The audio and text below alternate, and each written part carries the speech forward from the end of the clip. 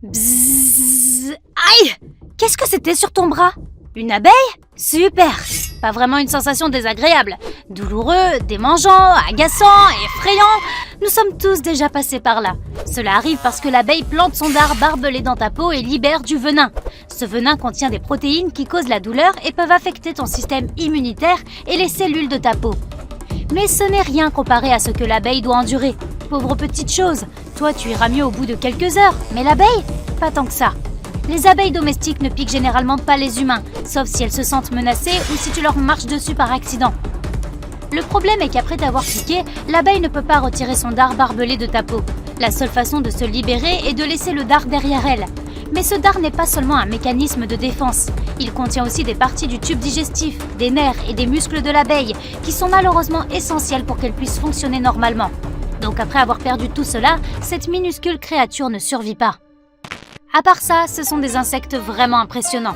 Les abeilles ont 5 yeux, 2 paires d'ailes et 6 pattes. Elles ont un excellent instinct de survie et elles existent depuis très longtemps, au moins 130 millions d'années. Qui sait quelles espèces anciennes elles ont piqué? La plupart des abeilles de la ruche sont appelées abeilles ouvrières et la plus grosse s'appelle la reine. Elle pond environ 2000 œufs par jour. Cela te semble beaucoup? Eh bien, sache qu'une ruche moyenne contient 50 000 abeilles et elles s'éteignent toutes après une seule piqûre. Se faire piquer ne semble pas si grave si tu n'as qu'une seule abeille sur le bras. Imagine si tu avais toute la ruche. On pourrait croire que les abeilles ne font que voler sans but ou qu'elles se fient à leur vision pour décider où elles vont. Mais ces insectes sont plutôt organisés et s'appuient sur un système de transport super complexe. Imagine que tu planifies un voyage à travers le pays, sauf que cette fois, il n'y a pas de route. Et dire que certains ne peuvent même pas aller à la salle de sport sans GPS ou sans s'arrêter au fast-food sur le chemin du retour. Les abeilles sont bien plus disciplinées que nous. Elles utilisent des couloirs aériens spéciaux. Il s'agit d'une série de chemins d'insectes que les abeilles ont tendance à suivre à travers les villes humaines ou la campagne. Ces chemins relient entre elles toutes les zones sauvages existantes, un peu comme un réseau ferroviaire pour abeilles. Une abeille vraiment particulière est le bourdon terrestre. Il a un corps de forme ovale, recouvert de poils denses et un cerveau de la taille d'une graine de pavot. Au vu de sa taille, c'est vraiment impressionnant. À quel point est-il intelligent ? Des scientifiques ont fait une expérience où ils ont entraîné un groupe d'entre eux à jouer au foot des abeilles. Ils ont même appris à marquer un but en échange d'une friandise sucrée. Incroyable!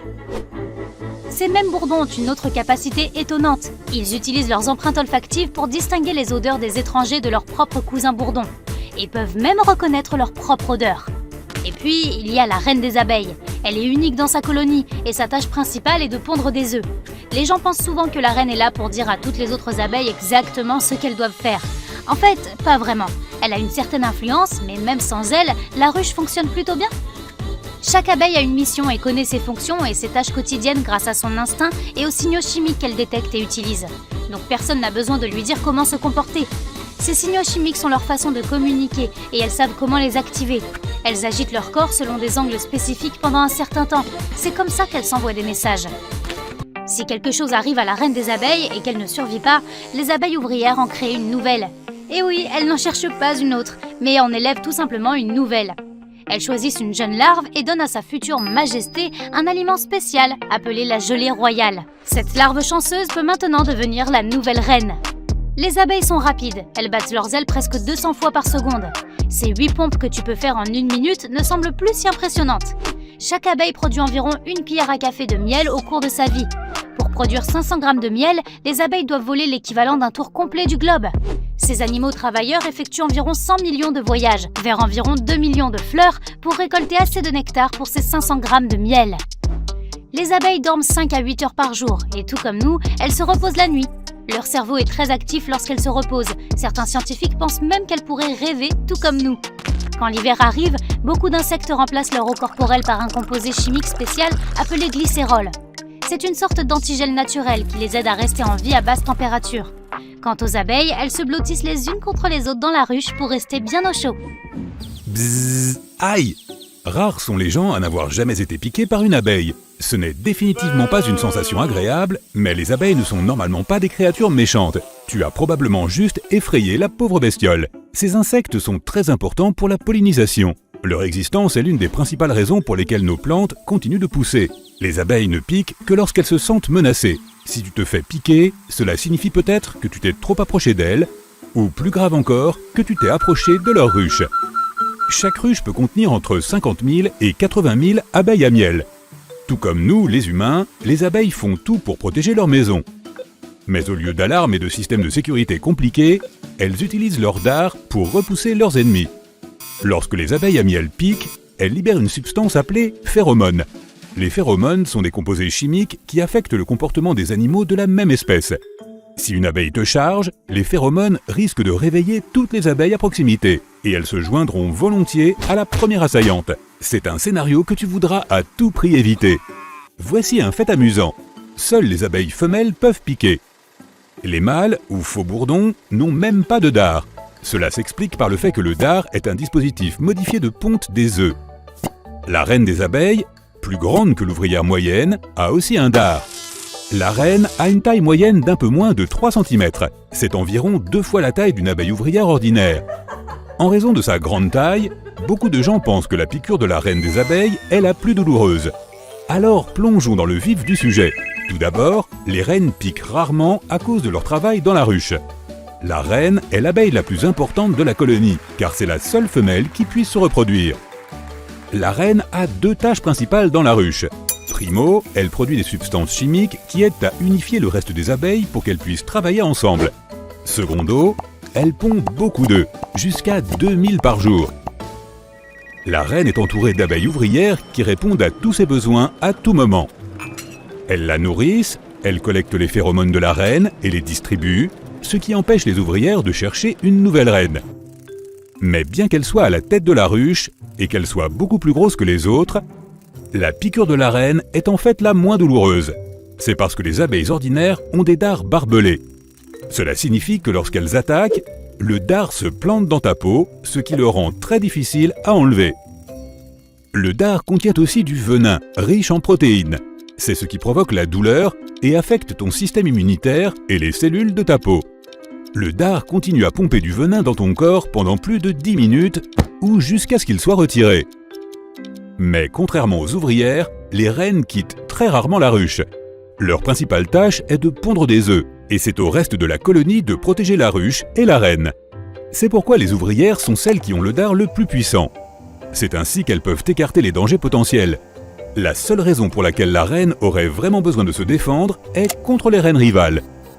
Pour cette raison, la reine n'a pas besoin de développer un méchant dard. Le sien est au contraire beaucoup plus lisse. Cela signifie que les barbillons ne se coincent pas dans ta peau, ce qui peut être très inconfortable. Mais si cela peut sembler rassurant, il y a tout de même une mauvaise nouvelle. Grâce au caractère lisse de son dard, la reine peut te piquer plusieurs fois.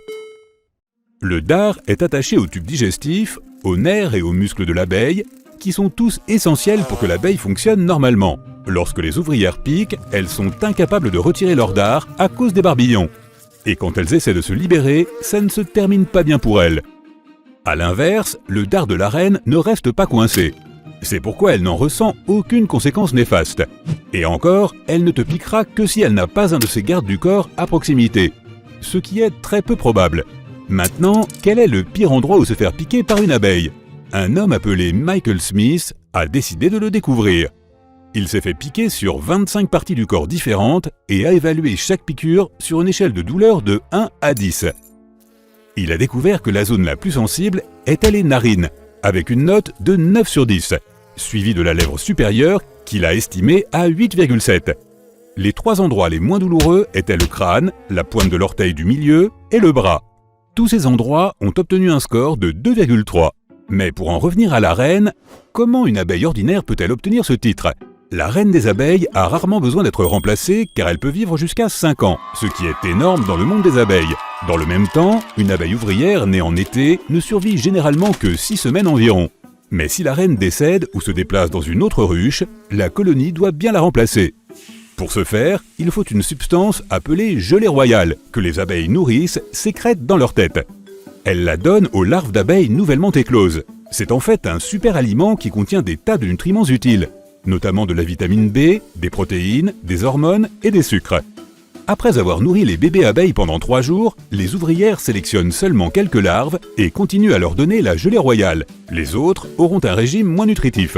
La gelée royale déclenche de nouvelles phases de développement pour ces abeilles en pleine croissance. Et l'une des plus importantes est la croissance des organes spéciaux dont elles ont besoin pour pondre des œufs. Mais on ne comprend toujours pas complètement comment ce processus fonctionne. Certains scientifiques disent que ce n'est pas la gelée royale elle-même qui fait qu'une abeille se transforme en reine. Ils pensent que c'est l'exclusion d'autres composés chimiques naturels, à base de plantes, du régime alimentaire de la reine. Mais même si nous ne sommes pas sûrs à 100% de la façon dont ces abeilles spéciales apparaissent, nous savons pourquoi il n'y a qu'une seule reine à la fin.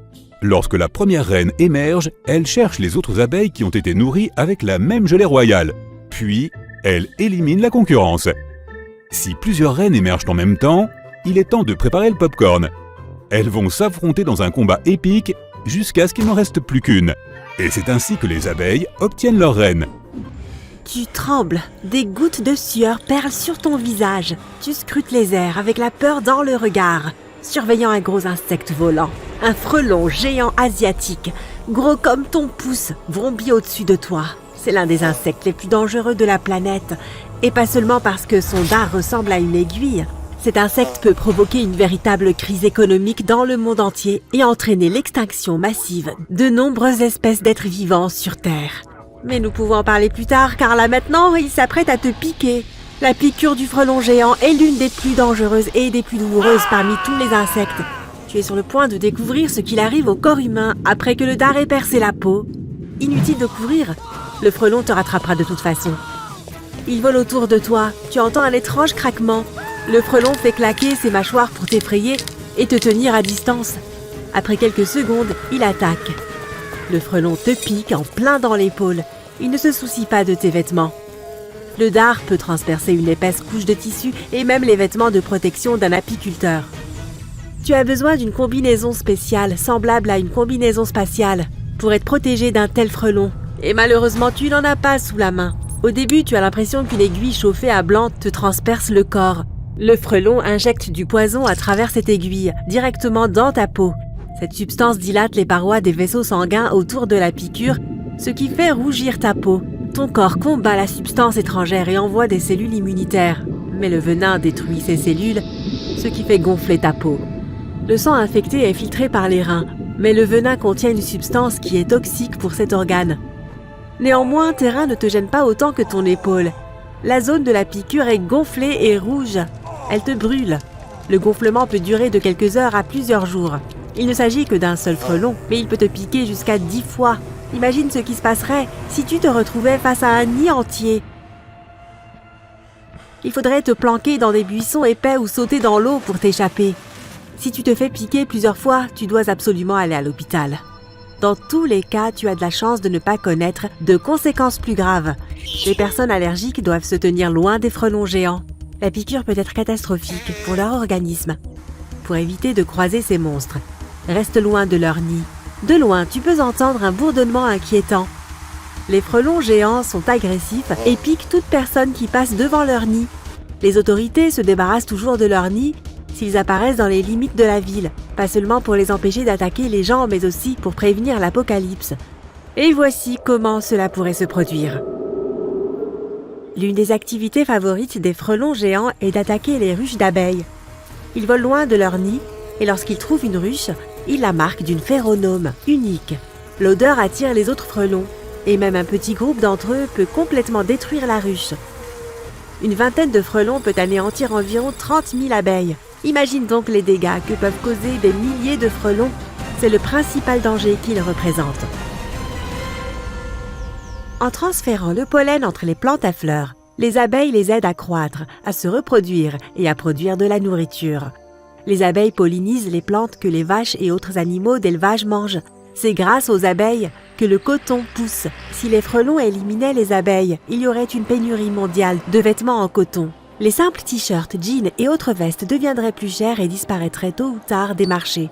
De nombreux baies et fruits risqueraient de perdre leur goût riche et leur teneur en vitamines. Cela pourrait entraîner une carence en vitamines, non seulement chez les animaux, mais aussi chez les humains. Tu ne pourrais plus enfiler ton jean ni ta chemise préférée pour aller au restaurant et manger un bon burger.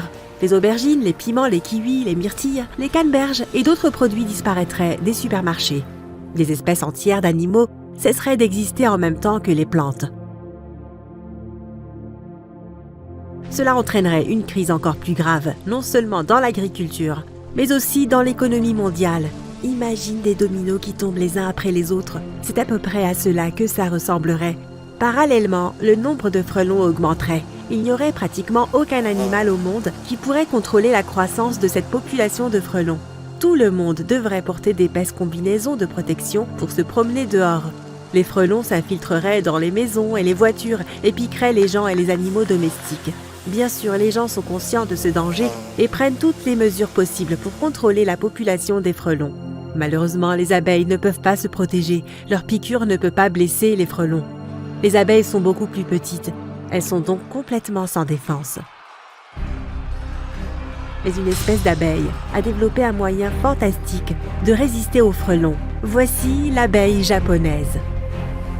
Dès qu'un frelon géant entre dans leur ruche, elle l'attaque instantanément, recouvrant l'ennemi de leur corps. Une fois que le frelon est piégé dans ce dense cocon vivant, les abeilles se mettent à vrombir. Leur agitation est si rapide qu'elles cuisent tout simplement le frelon sur place. Après cela, les abeilles se débarrassent de cet insecte beaucoup plus gros et vaquent à leurs occupations. Cette stratégie est efficace pour un seul frelon, mais que se passe-t-il si plusieurs d'entre eux apparaissent? Il est fort probable que les abeilles ne pourront pas accaparer tous ces ennemis. De plus, les abeilles japonaises ne peuvent pas apprendre aux autres abeilles comment combattre les frelons. Heureusement, les humains contrôlent la population des frelons géants. Tous les frelons appartiennent à la famille des guêpes, et parmi eux, le frelon géant n'est pas l'insecte le plus effrayant. Que dirais-tu d'une guêpe qui peut transformer d'autres êtres vivants en zombies? Les guêpes manipulatrices d'araignées peuvent le faire. Ce minuscule insecte vit dans les forêts tropicales, il vole entre les arbres en tenant un œuf presque toute la journée et recherche l'hôte parfait. Cet hôte s'occupera plus tard de sa progéniture. Le bruit que tu entends quand des abeilles bourdonnent autour de toi ne provient pas de leur bouche. Il est produit par le rapide battement de leurs ailes. Lorsqu'elles volent, leurs ailes produisent des vibrations que l'oreille humaine reconnaît comme un bourdonnement. Ce bourdonnement est particulièrement fort lorsqu'il s'agit de petits insectes.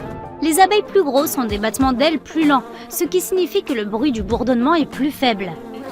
Les insectes bourdonnent pour récupérer le pollen d'une fleur en bougeant leur corps et leurs ailes. Le pollen s'attache ensuite à l'abeille et cette dernière vole vers la fleur suivante pour l'y déposer. Ce processus s'appelle la pollinisation. Tu entendras aussi les abeilles bourdonner lorsqu'elles protègent leur ruche ou qu'elles se défendent, surtout si tu t'approches trop près d'une abeille dans son habitat naturel. Ce bourdonnement est comme une sorte d'avertissement pour t'éloigner ou te préparer à affronter l'abeille en colère. Aïe, tu t'es fait piquer. Et si, aïe, tu te refais piquer. Alors ce n'est pas une abeille à miel. Une abeille ne peut piquer qu'une seule fois. Lorsqu'elle le fait, tu peux voir son petit dard qui dépasse de ta peau. Une fois que c'est fait, l'abeille ne peut plus retirer le dard. Comme le dard a des nerfs, des muscles et fait partie du tube digestif de l'abeille, celle-ci ne survit pas. Les guêpes jaunes sont un type de guêpe qui n'a pas ce problème. Elles te piqueront plusieurs fois, autant que possible. Contrairement à de nombreuses abeilles, les guêpes ont un dard sans crochet. Ce n'est pas amusant de se retrouver entouré par celles-ci ou de tomber sur leur nid, qui abrite des milliers de guêpes, jusqu'à 50 000 en un seul été. Elles ne produisent pas non plus le bruit de bourdonnement comme les abeilles. Cela est dû à des différences dans leur comportement. Les bourdons et les abeilles volent d'une fleur à l'autre et récoltent du pollen et du nectar, qui sont aussi de la nourriture pour les colonies. Si tu les vois voler au niveau de l'herbe, ils sont probablement en train de collecter de la nourriture qu'ils apporteront plus tard à leur nid. Les guêpes ne sont pas très portées sur les fleurs, elles n'ont donc pas besoin de secouer leurs ailes aussi intensément que les abeilles, et elles ne transfèrent ni ne collectent le pollen. Ces guêpes sont des prédateurs qui préfèrent les araignées, les insectes et les fruits en décomposition. Si tu fais un pique-nique avec un panier rempli d'aliments savoureux, prépare-toi à une visite indésirable, alors couvre la nourriture pour les éloigner. Leur période la plus active se situe à la fin de l'été et au début de l'automne. Les guêpes fondent leur colonie au printemps et cette tâche revient à la seule reine. Elle doit d'abord survivre aux rudes conditions hivernales, après quoi elle pond des œufs. La colonie grandit ensuite tout au long du printemps et de l'été. Quand l'hiver arrive, l'ancienne reine a fini son travail, elle peut donc passer la couronne à la nouvelle qui commencera le cycle suivant. Aucune des autres guêpes ne survit non plus. Les guêpes et les abeilles ont toutes deux un corps noir et jaune et font presque la même taille. Mais les abeilles sont plus poilues et trapues, tandis que les guêpes sont plus lisses et élancées. Les guêpes ont aussi un étranglement au niveau de la taille, où leur abdomen est relié au thorax, qui est la partie située entre le milieu du corps et la tête. Les abeilles mellifères vivent dans les trous des arbres, au sein des ruches que les apiculteurs leur fournissent. Les guêpes préfèrent faire leur nid dans des tuyaux apparents, des trous dans les murs, de vieux meubles ou même sous le sol. Elles trouvent d'anciens terriers de rongeurs et font souvent leur nid dans les pelouses, sur des endroits sans herbe. si bien qu'il est plus facile de marcher accidentellement dessus ou de les déranger avec une tondeuse à gazon. Les guêpes sont bien plus agressives et féroces que les abeilles car elles sont des prédateurs et ont un instinct très fort quand il s'agit de protéger leur nid. Elles ont tendance à s'en prendre aux gens qui violent leur tranquillité et te poursuivront sur une longue distance si nécessaire. Elles contourneront tous les obstacles et attendront leur moment. Si tu les fuis, ne va pas dans l'eau, car elles attendront patiemment que tu sois à bout de souffle pour prendre leur revanche. Ne cours pas en panique en agitant les bras dans tous les sens. Elles seront probablement plus rapides et bien plus excitées, car elles te verront comme une menace.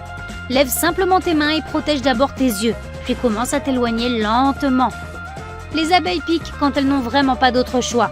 Elles ne sont pas méchantes par nature. Ni elles ni les guêpes ne sont hostiles si elles ne se sentent pas menacées. Les guêpes sont bien plus faciles à provoquer que les abeilles. Lorsqu'elles voient s'approcher quelque chose qu'elles trouvent dangereux, elles libèrent certains composés chimiques qui alertent la famille et elles se mettent alors toutes à te poursuivre. Les guêpes peuvent fabriquer un nid à partir de papier. D'abord, elles mâchent des morceaux d'écorce, puis les recrachent. C'est ainsi qu'elles fabriquent une sorte de papier mâché. Si pour nous elles se ressemblent toutes, les guêpes peuvent se reconnaître entre elles en identifiant les motifs faciaux uniques que chacune d'entre elles possède. Elles arborent en fait de multiples couleurs, notamment le vert, le bleu, le rouge et l'orange. Le plus petit insecte du monde est une guêpe parasite, appelée Mimaridae. Les mâles sont aveugles, n'ont pas d'ailes et ne mesurent que 0,127 mm. Il existe plus de 30 000 espèces de guêpes, mais elles sont généralement réparties en deux groupes. Les guêpes sociales vivent en colonie et les guêpes solitaires préfèrent avoir un nid à elles et vivre seules avec leurs petits. Les guêpes sociales utilisent leur dard pour se défendre. Les guêpes solitaires les utilisent pour chasser ainsi que le venin qu'elles contiennent. Les guêpes solitaires n'aiment pas piquer les gens et ne s'en prennent pas à nous. Elles aident les humains en réduisant les populations d'insectes. Les guêpes maçonnes sont de proches cousines des fourmis. Les fourmis ont elles-mêmes commencé comme des sortes de guêpes prédatrices. Mais les fourmis sont encore plus apparentées aux abeilles qu'aux guêpes sociales, et elles ont toutes le même arbre généalogique. Elles se sont répandues sur toute l'étendue terrestre de la planète, peuplant pratiquement tous les écosystèmes imaginables. L'issue d'un affrontement entre une abeille et un frelon géant semble assez évidente. Ce serait comme un combat entre un chaton et un tigre à dents de sabre. Et une armée d'abeilles contre une armée de frelons, ce serait comme des centaines de chatons contre des centaines de lions. Il semble que les frelons l'emportent aisément, puisqu'un seul d'entre eux peut tuer plus de 1000 abeilles en moins d'une heure et demie. Mais si cette bataille avait réellement lieu, elle pourrait s'avérer plus compliquée, épique et inattendue qu'on ne l'imagine. Un groupe d'abeilles travaille toute la journée. Elles pollinisent les plantes et les fruits et récoltent le nectar des fleurs. Elles travaillent dur et rentrent à la ruche à la fin de la journée. Elles ne remarquent pas qu'un imposteur vole parmi elles, un frelon géant. Il est plus gros qu'une abeille, mais a les mêmes couleurs jaune et noir. Personne n'y prête attention. L'imposteur entre dans la maison des abeilles sans invitation et émet un craquement répété. Ce sont ses mâchoires qui se referment. Affamé et furieux, il entame son festin. En quelques secondes, le frelon plonge la ruche dans le chaos. Le frelon est pourvu d'un dard avec un venin toxique, mais il peut s'en passer ici. Pour les abeilles, le monstre utilise ses mâchoires acérées. Les habitantes de la ruche se ruent sur l'ennemi, mais il ne ressent rien. La situation empire car les abeilles ne peuvent pas survivre après avoir utilisé leur dard. Elles sacrifient leur vie pour protéger leur foyer et leur reine. Malheureusement, toutes leurs tentatives sont vaines. Après s'être rassasié, le frelon s'envole pour trouver de nouvelles proies. Une seule abeille parvient à survivre. Elle s'échappe de la ruche pour avertir les autres. L'abeille visite toutes les ruches de la vallée et signale le puissant ennemi. Toutes les abeilles commencent à se préparer à l'attaque. Elles lèvent une armée. Malheureusement, ce n'est pas suffisant. Le frelon géant visite une nouvelle ruche, mais cette fois, les abeilles sont prêtes. Elles attaquent l'ennemi de tous les côtés. Pendant un moment, il semble que les piqûres d'abeilles fonctionnent. Le frelon s'affaiblit. Son activité diminue. L'espoir de la victoire donne confiance aux abeilles, mais pas pour longtemps. À ce moment-là, 10 autres frelons arrivent dans la ruche. Le premier frelon l'a marqué grâce à une phéromone unique avant la bataille. Cette odeur a attiré ses amis et maintenant, les abeilles n'ont plus aucune chance. Dans la nature, les frelons laissent une trace pour que d'autres puissent trouver l'endroit marqué. En quelques minutes, 11 frelons ont détruit une ruche de 25 000 abeilles. Il y a peu, cette terre ensoleillée fleurissait grâce à celle-ci. Désormais, elle s'est transformée en une vallée sans vie. Les frelons géants ne veulent pas perdre de temps à chercher les ruches. Alors ils se divisent en groupes et volent vers différentes zones de la vallée. Ils marquent les ruches avec leurs phéromones et entament un nettoyage à grande échelle. Leur faim et leur soif de destruction sont insatiables. Certes, les abeilles connaissent maintenant leur ennemi et remarquent le frelon dès que celui-ci apparaît dans les airs, mais cela ne les aide pas. À chaque bataille, elles emploient de nombreuses stratégies pour le combattre. Une fois, les abeilles ont essayé d'attaquer un nid de frelons, mais c'était une mission suicide.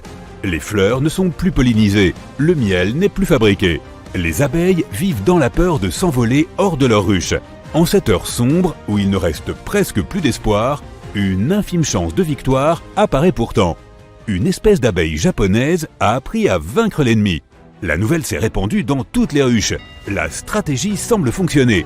Elles ont réussi à repousser plusieurs frelons géants. La peur disparaît et les abeilles sont prêtes à se battre de nouveau. Dans le monde réel, ces abeilles ont appris à combattre les frelons géants, mais les autres espèces ne peuvent pas le faire. Les abeilles attendent donc l'ennemi. Elles savent toutes ce qu'elles ont à faire. Finalement, un frelon géant apparaît. Des centaines d'abeilles l'attaquent et l'enveloppent de leur corps de tous côtés. Elles recouvrent complètement le frelon et se mettent à vibrer. La vibration simultanée de toutes les abeilles réchauffe l'ennemi. La température est de plus en plus élevée. Le frelon n'arrive pas à s'en sortir. Les abeilles semblent le rôtir avec l'énergie de leur corps. Quelques minutes plus tard, le frelon géant tombe. Les abeilles le jettent hors de la ruche. Elles sont maintenant sûres de leur victoire. Un autre frelon arrive. Les abeilles fatiguées l'attaquent et se remettent à vibrer. Le monstre suivant arrive, et encore un autre. 10, 20, 100 frelons arrivent. Les abeilles n'ont pas autant de ressources et d'énergie. Les chances de gagner sont à nouveau nulles. Pour l'emporter une fois pour toutes, les abeilles doivent s'unir. Toutes les ruches, des centaines de millions d'abeilles. Une immense prairie sans vie est le théâtre de la bataille finale. Toutes les abeilles de la vallée affluent ici. Elles sont prêtes pour le dernier combat. Le silence s'installe. Puis l'air se met à vibrer. De loin, on peut entendre le bourdonnement des frelons. Ils ont multiplié leur population par centaines, car aucun des animaux ne peut leur résister. La défaite des abeilles semble inéluctable, mais aucune ne compte battre en retraite. Deux essaims entrent en collision l'un avec l'autre. Ce n'est pas une bataille, c'est une destruction sans nom. Des centaines de milliers d'abeilles tombent au sol en quelques minutes, mais pas un seul frelon. Une espèce entière d'insectes est en train d'être anéantie. Mais que se passe-t-il? Le champ est soudain recouvert d'un étrange brouillard. Les abeilles et les frelons ne se voient plus. Puis, à travers le voile blanc, elles apparaissent. Des silhouettes de créatures gigantesques. Elles arrivent au beau milieu de l'action. Des milliers de frelons les attaquent, mais tout cela est inutile. Les abeilles s'écroulent rapidement et perdent conscience. Les frelons s'évanouissent aussi. Certains essaient de s'envoler, mais le brouillard les en empêche. Tous les insectes s'endorment. Quelqu'un a utilisé du gaz pour arrêter ce combat.